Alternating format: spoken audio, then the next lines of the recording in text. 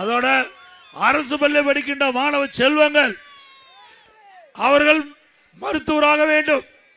அவருடைய கனவை நாணமாகின்ற விதமாக அதிமுக அரசுக்கின்ற பொழுது 7.5% உள்ளிடஒதுக்கீடை கொண்டு வந்து அதன் மூலமா 3000 பேர் படிச்சிருக்காங்க.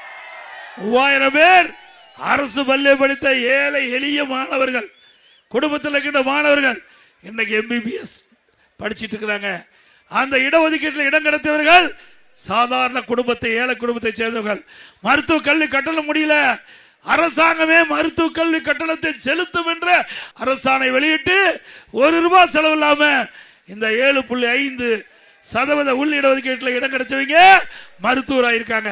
இது அதிமுக சாதனை. நானும் அரசாங்க பள்ளியிலே படித்தவன். என்னுடைய சிலுவமலை ஊர்ல அரசு பள்ளியிலே படித்த துவக்க பள்ளியிலே. ஆக ஏழைகள் அவருடைய எண்ணங்கள் நிறைவேற்றப்பட வேண்டும். அதே போல எடப்பாடியில கலை மற்றும் அறிவியல் கல்லூரி கட்டி கொடுத்த 2000 பேர் படிக்கிறாங்க. கலை மற்றும் அறிவியல் கல்லூரி. வனவாசியில பாலிடெக்னிக் கல்லூரி 1500 பேர் படிக்கிறாங்க.